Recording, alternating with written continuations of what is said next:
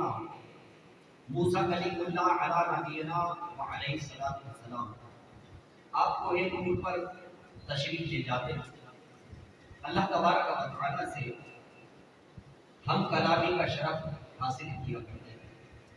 تو جو آپ کی قوم تھی بنی اسرائیل، یہ پہلے سے کچھ سوالات وغیرہ جو ہے یہ بنا کر کے رکھتے تھے کہ اب جب جناب موسیٰ علیہ السلام جائیں گے کوہ طور پر تو ہم یہ سوالات ان کو دیں گے کہ اب جائیے گا تو اپنے رب عز و جل سے یہ پوچھ کے آئیے گا.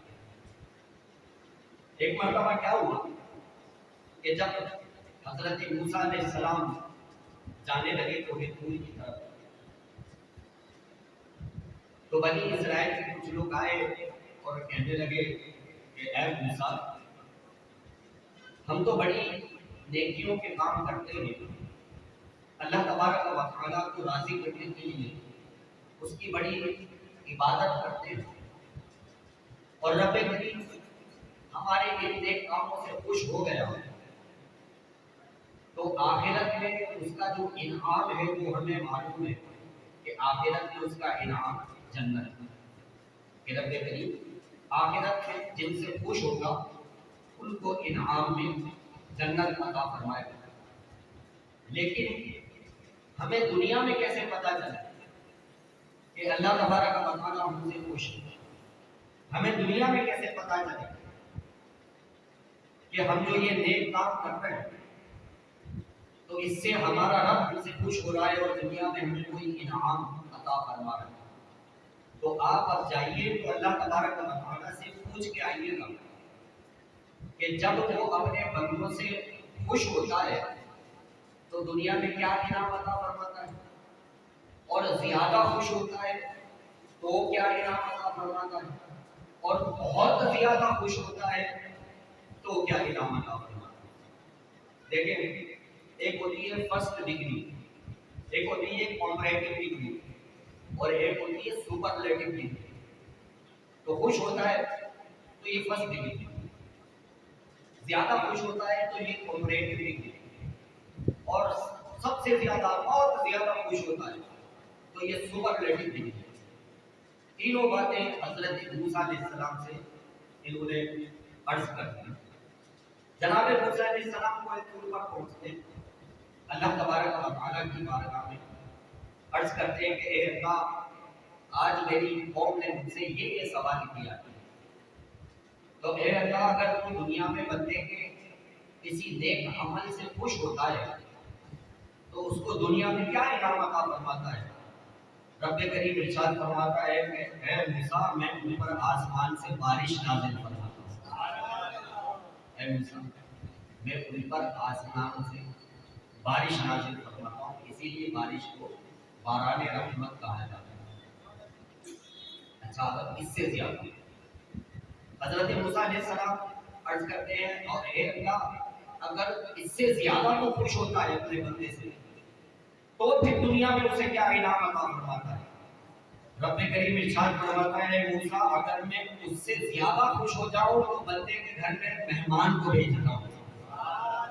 میں اس سے زیادہ اگر خوش ہو جاؤں تو بندے کے گھر میں مہمان کو بھیجتا ہوں. تو مہمان کو جو اللہ کی رحمت کہا جاتا ہے وہ اسی لیے کہا جاتا ہے. اب آ گئی سپرلیٹو ڈگری، سب سے بڑی خوشی.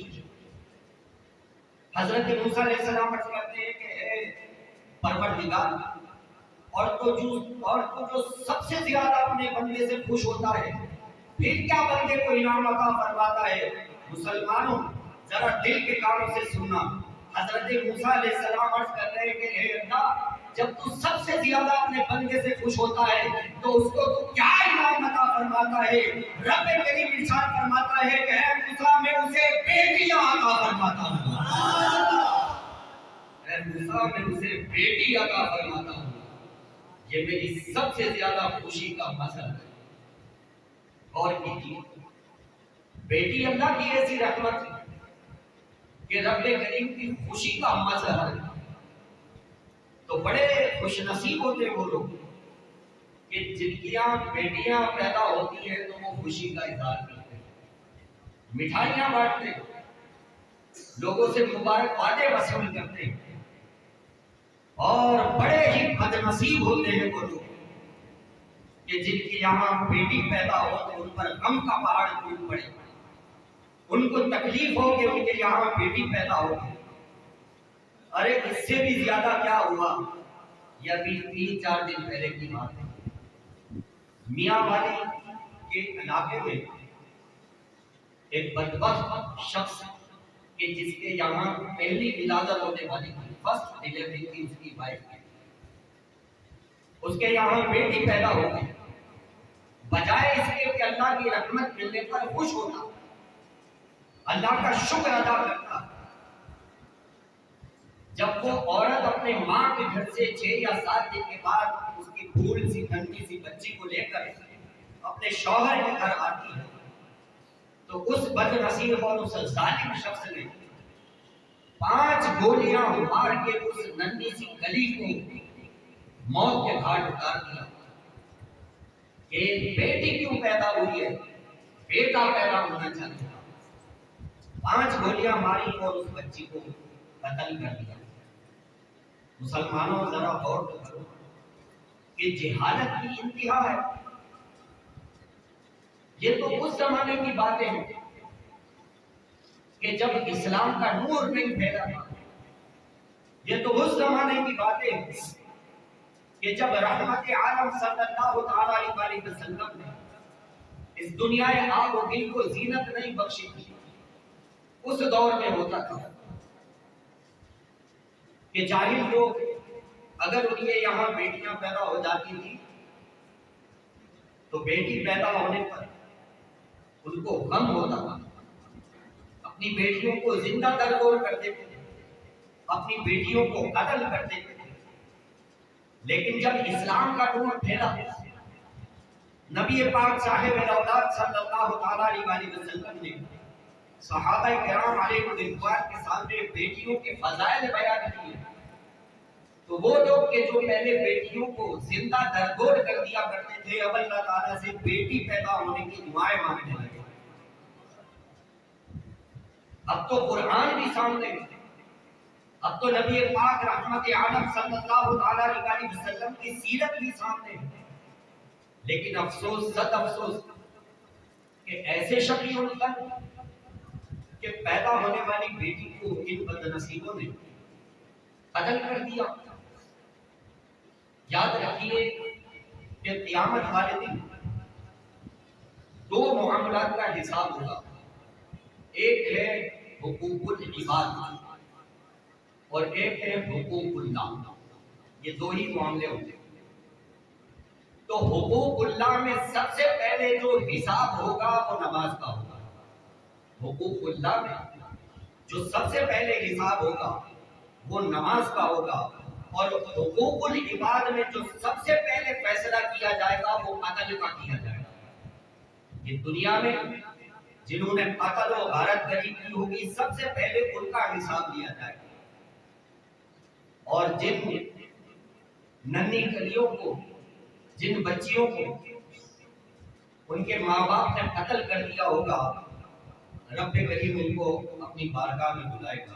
سورۃ التکویر میں رب کریم ارشاد فرماتا ہے وَإِذَا الْمَوْءُودَةُ سُئِلَتْ، وہ بچیاں کہ جن کو پیدا ہوتے ہی قتل کر دیا گیا، جن کو زندہ دفن کر دیا گیا، فرمایا وَإِذَا الْمَوْءُودَةُ سُئِلَتْ، ان سے سوال کیا جائے گا۔ رب کریم ان کو اپنی بارگاہ میں بلائے گا، ان سے سوال کیا جائے گا، سئلت، پوچھا جائے گا، بِأَيِّ ذَنبٍ قُتِلَتْ، کس خطا کی بنا پر تجھے قتل کیا گیا تھا، کس گناہ کی وجہ سے تجھے قتل کیا گیا تھا، تجھ سے ایسی کیا خطا ہو گئی تھی کہ تیری جان لے لی گئی تھی۔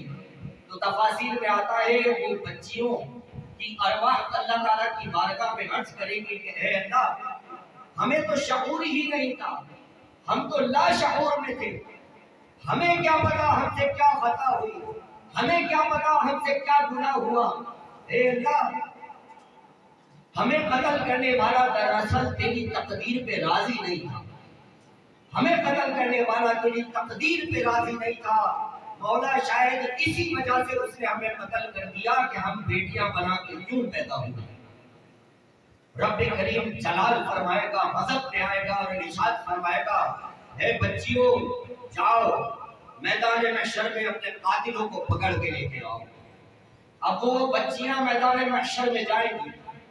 ارے دنیا میں تو قتل کرنے والا فرار بھی ہو سکتا ہے، چھپ بھی سکتا ہے، دنیا کی عدالتوں میں رشوتیں دے دے کر وہ سزا سے بچ تو سکتا ہے، لیکن میدان محشر میں فرار ہونے کی کوئی جگہ نہیں ہوگی، میدان محشر میں چھپنے کی کوئی جگہ نہیں ہوگی، وہاں بندے کا کوئی مال بھی کام نہ آئے گا۔ وہ بچیاں اپنے قاتلوں کو گریبانوں سے پکڑ پکڑ کر اللہ کی بارگاہ میں لے کے آئیں گی۔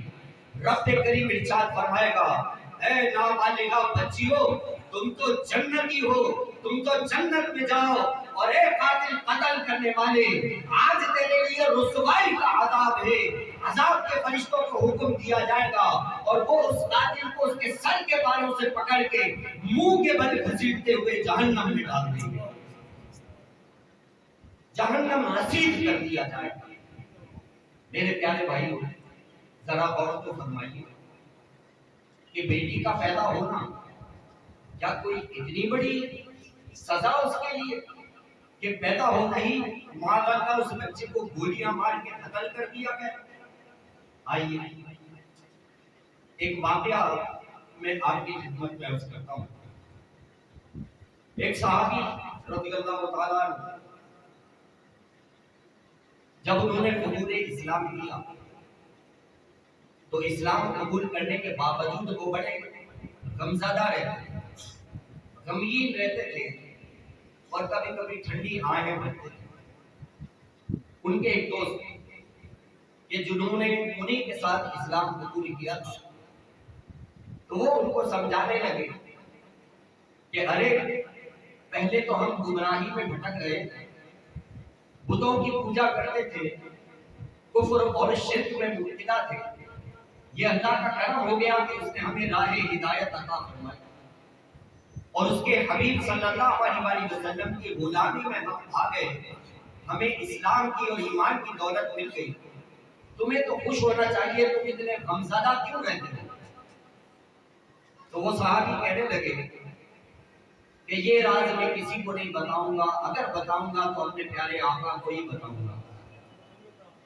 تو وہ جو دوسرے دوست تھے وہ ان کو لے کر بارگاہ رسالت صلی اللہ علیہ وسلم میں آ گئے۔